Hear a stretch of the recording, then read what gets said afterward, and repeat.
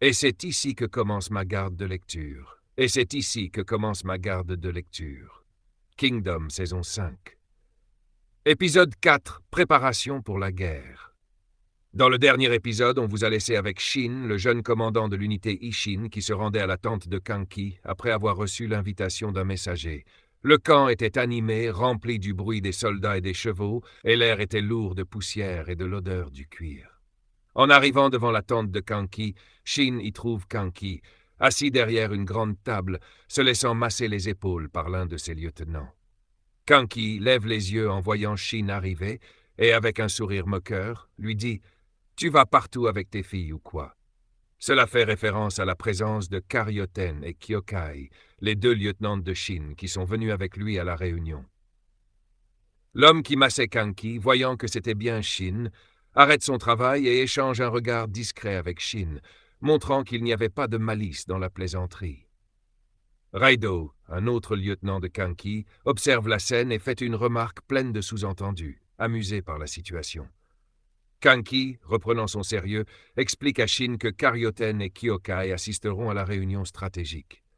Ensuite, Maran, un autre lieutenant et stratège de Kanki, déploie une carte pour expliquer les détails de la bataille. Sur la carte, 5 collines sont marquées, représentant un terrain clé qu'ils doivent prendre. L'armée de Zhao se trouve d'un côté, et l'armée de Kanki et l'unité Ishin de l'autre. Maran explique que, bien que le terrain soit stratégique, il est aussi difficile à manœuvrer.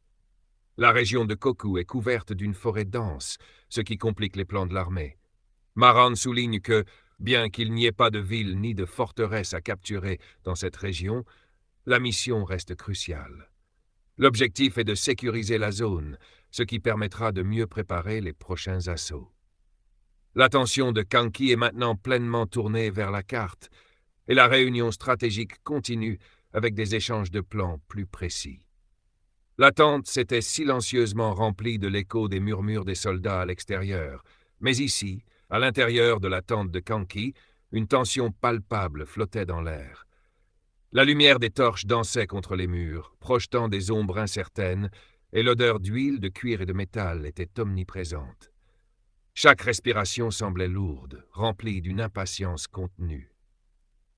Perioten, après avoir écouté avec attention les discussions précédentes, s'avança vers la table où la carte était étendue. La lumière des torches dessinait des reflets sur les pions et les pierres que Marin avait disposés soigneusement.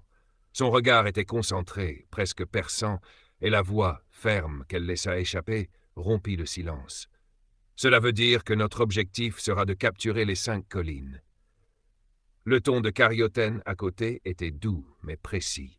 Les mots sortaient avec une telle précision qu'ils semblaient déjà faire partie du plan, une certitude imposée. Mais l'air lourd s'alourdit encore davantage lorsque Marin, son regard froid et implacable, fixa Perioten avec une intensité telle que celle-ci ressentit un frisson courir dans son dos. Le regard de Marin n'était pas simplement froid, il était pénétrant, comme si ses yeux savaient exactement où chercher les failles. Chaque mouvement de ses mains, aussi simple qu'il soit, semblait avoir un poids particulier, comme une promesse. Un léger sourire, presque imperceptible, se dessina sur les lèvres de Karyoten en entendant le commentaire de Marin. Elle n'avait rien dit, mais dans la manière dont elle redressa son dos, on pouvait sentir que l'affront ne serait pas oublié. Elle n'aimait pas que l'on remette en question ses paroles. Mais Marin, implacable, répondit, sans même un frémissement dans la voix, « Cela ne me dérange pas. Je préférerais que tu te taises, toi, Kuro-san. » L'air dans la tente devint soudainement plus épais, chargé de cette énergie électrique avant un affrontement. Karyoten et Kyokai se jetèrent un regard furtif mais lourd de sous-entendus, leurs yeux s'enflammant dans une compréhension silencieuse.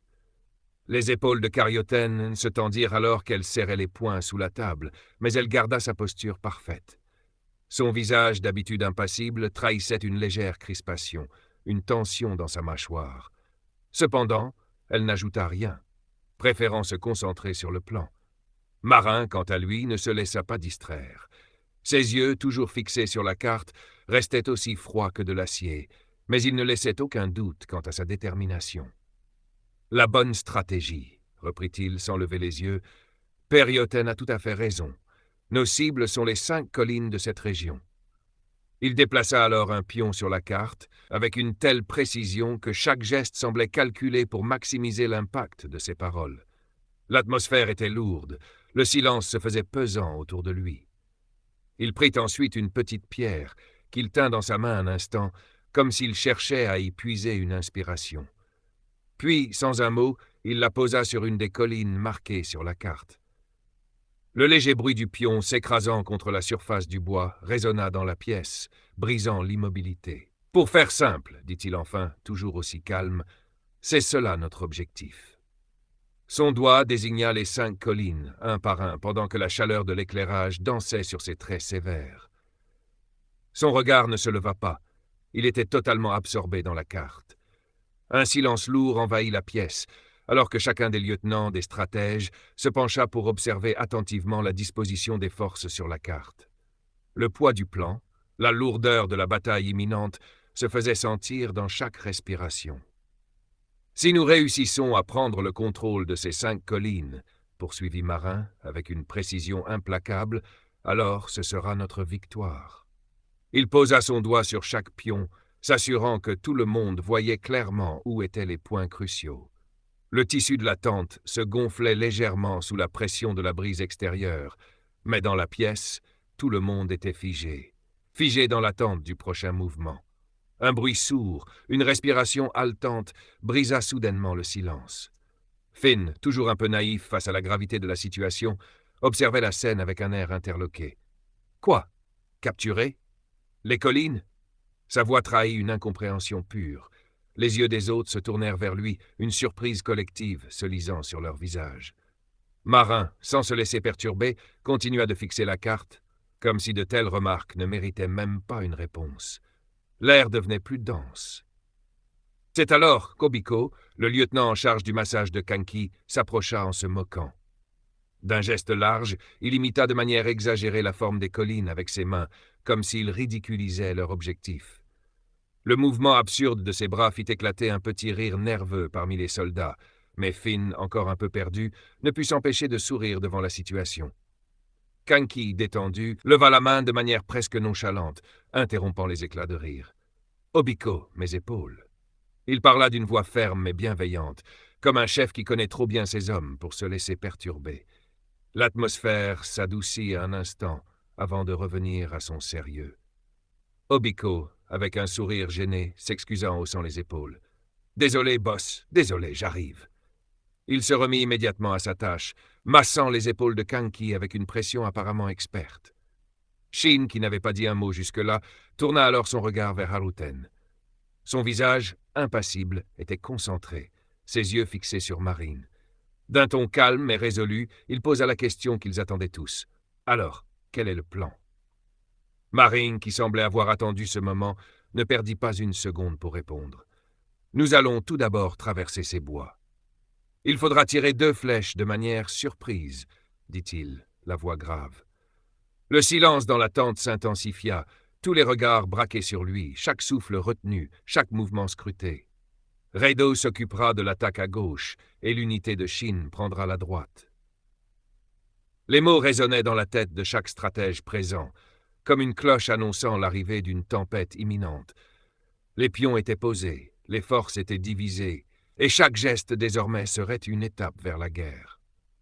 La pièce, qui semblait presque vivante sous la pression de la stratégie, se calma à mesure que chacun se préparait à la bataille à venir.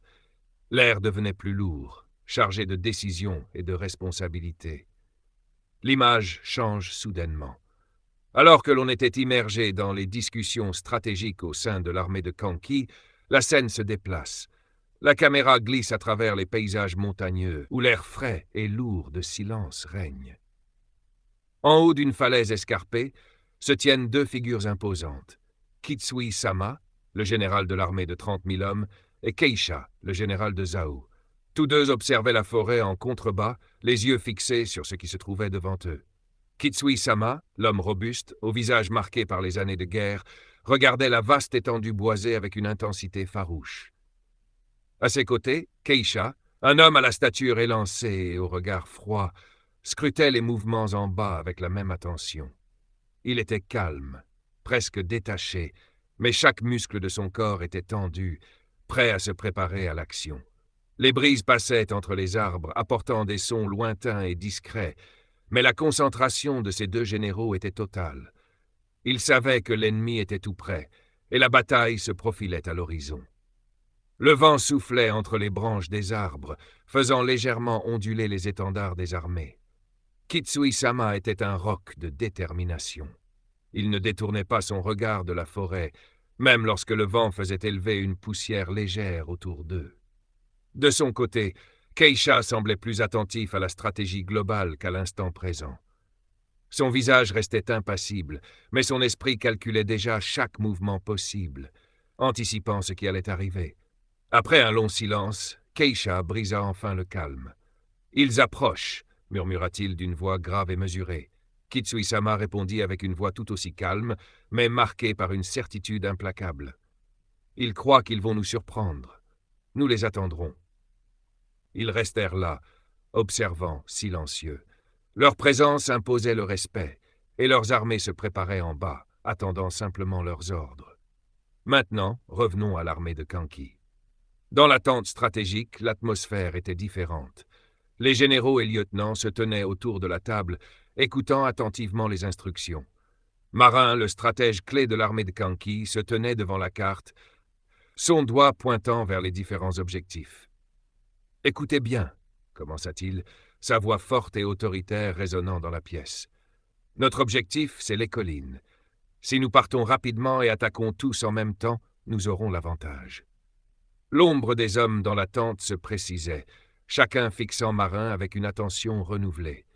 Il marqua une pause, ses yeux balayant l'ensemble des participants avant de reprendre. « Nous devons frapper avec précision. Le secret est d'attaquer sans retard, de frapper tous ensemble, avec la vitesse d'un éclair. Le plan est simple, mais s'il est exécuté correctement, il nous garantira la victoire. » Il fit un geste vers la carte, où il avait déjà tracé des lignes rapides.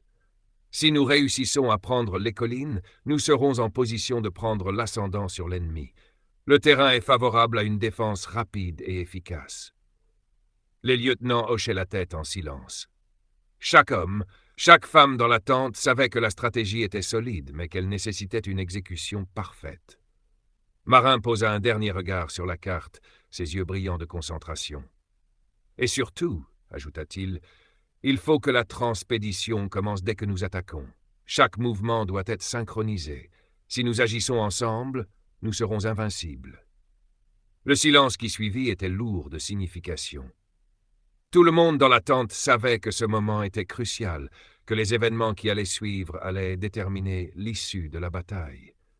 Ainsi, les troupes se préparaient à partir. L'attaque imminente allait bientôt commencer, et tout se jouerait sur la rapidité et la précision de l'exécution du plan. Très bien. Soldats de l'armée de Kanki et alliés de l'unité Ishin, regardez attentivement pendant que je montre les mouvements sur le terrain avec ces pions. L'unité Ishin, vous commencerez à droite. Vous avancerez rapidement en direction de la colline centrale, en passant par le fleuve. Votre objectif est de sécuriser votre position sur le côté droit de la colline centrale. Pendant ce temps, Raido et son unité, vous avancerez à gauche. Vous traverserez également le fleuve et vous dirigerez vers la colline centrale, en sécurisant le côté gauche. Une fois que les deux unités ont atteint leurs positions respectives, une ligne de bataille se formera à travers la colline centrale. Soyez prêts à avancer avec détermination. Nous devons prendre le contrôle de la colline centrale pour assurer notre victoire contre l'armée de Zhao et le général Keisha. En avant pour la victoire. Le vent soufflait fort, faisant frémir l'herbe haute dans la vallée. Le camp était en effervescence. Des soldats se préparaient à partir. D'autres se tenaient là, surveillant l'horizon comme si l'air même portait les murmures d'une guerre imminente. Carioten se tenait près de Marin, son regard parcourant les alentours, mais il ne pouvait s'empêcher de fixer le stratège. Il fronça légèrement les sourcils, une lueur de doute traversant ses yeux. Il croisa les bras, une légère inquiétude dans sa voix lorsqu'il dit « Dans ce cas, nous ferions mieux de nous dépêcher. » La tension, presque palpable, se lisait sur son visage. Marin, calme et sûr de lui, regarda Carioten avec cette froide assurance qui lui était propre, avant de répondre d'une voix tranquille mais grave. « Je suis sûr que l'ennemi en est arrivé à la même conclusion. » À ces mots, Shin se redressa, un air de surprise se peignant sur son visage. Il se tourna vers Marine, interrogeant son stratège d'une manière qui ne laissait pas de place à l'ambiguïté. « Quoi ?» Marin hocha la tête, une lueur d'approbation dans ses yeux, avant de répondre d'un ton plus affirmé. « Exactement, Carioten, c'est exactement ça. » Il se tourna un instant pour observer les préparations du camp, sentant l'urgence s'intensifier. À ce moment, un soldat s'approcha précipitamment, saluant respectueusement avant de s'adresser à Raido, qui était en train de donner des ordres. « L'unité Raido est prête à partir. » Raido hocha la tête sans perdre un instant. « Bien. » Mais l'air de Shin se faisait de plus en plus perplexe alors qu'il regardait Raido, ne comprenant pas. Il s'avança d'un pas et s'écria avec un air de surprise. « Quoi ?»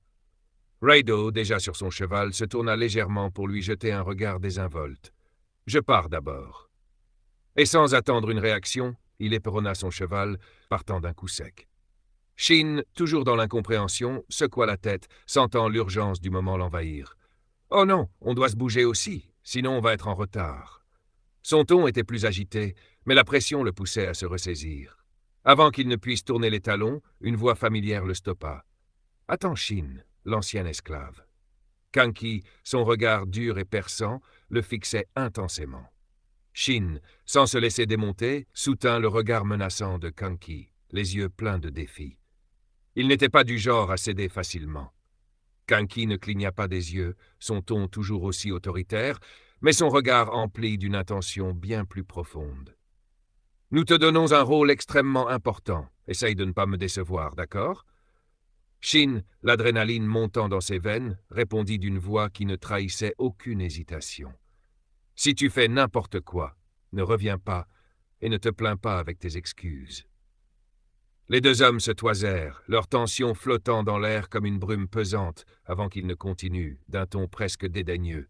« Si vous le dites comme ça, alors je demande que le général Kanki, l'ancien bandit, reste assis sur sa chaise et attend les bonnes nouvelles. » Kanki le regarda sans un mot, un sourire en coin, alors que Shin, déjà tourné, ajouta d'un ton plus ferme. « De toute façon, le plus grand prix de cette bataille pour moi, c'est la tête de Keisha, et c'est nous qui allons la voir. » Raido, loin, filait déjà dans les champs avec son cheval, les bruits de sabots résonnant dans l'air, tandis que Shin partait à sa suite. Kanki le fixa encore un instant, son regard perçant derrière ses yeux plissés. Puis, la voix de la lieutenant de Kanki, pleine de sarcasme et d'ironie, brisa le silence. « Dans tes rêves, idiot !» Les mots flottèrent un moment avant que le bruit des préparatifs du camp ne reprenne son souffle, l'heure de la bataille approchant, lourde et inévitable. Et c'est ici que se termine ma garde de lecture.